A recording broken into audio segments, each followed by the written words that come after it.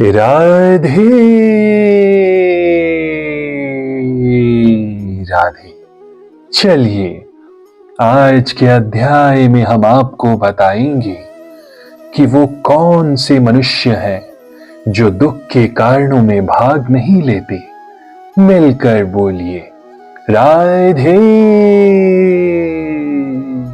राधे। बुद्धिमान मनुष्य दुख के कारणों में भाग नहीं लेता, जो कि भौतिक इंद्रियों के संसर्ग से उत्पन्न होते हैं।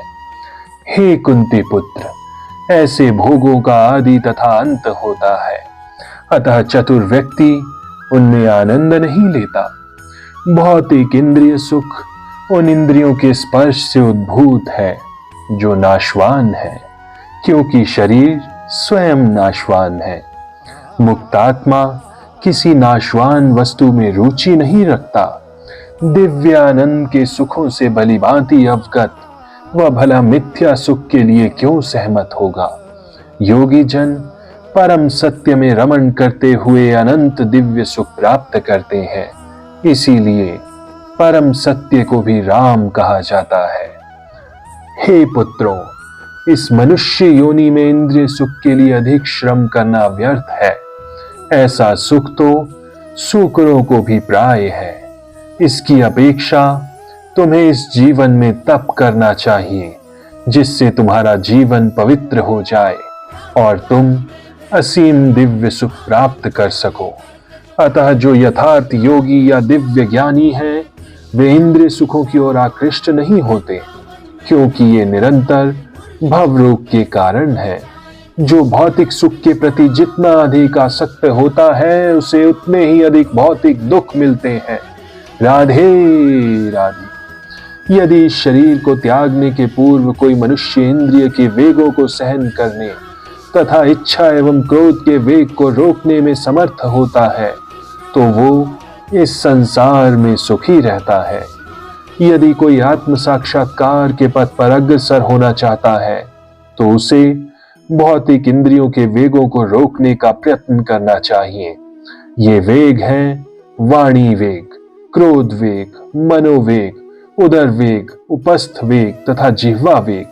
जो व्यक्ति इन विभिन्न इंद्रियों के वेगों को तथा मन को वश में करने में समर्थ है, वो गोस्वामी या स्वामी कहलाता है। राधे राधे। ऐसे गोस्वामी नितांत संयमित जीवन बिताते हैं और इंद्रिय के वेगों का तिरस्कार करते हैं।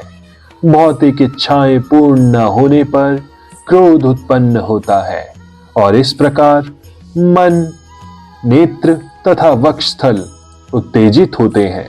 अतः इस शरीर का परित्याग करने के पूर्व मनुष्य को इन्हें वश में करने का अभ्यास करना चाहिए।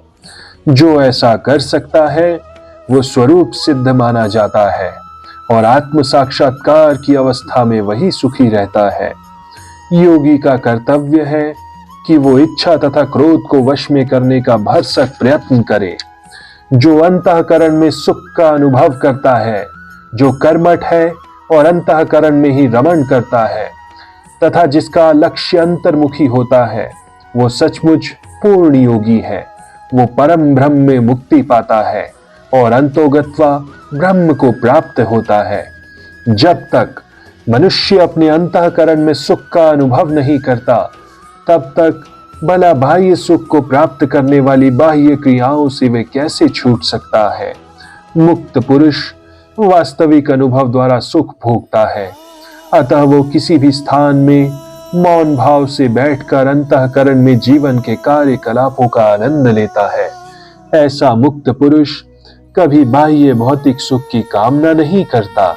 यह अवस्था ब्रह्मभूत कहलाती है, जिसे प्राप्त करने पर भगवत धाम जाना निश्चित है।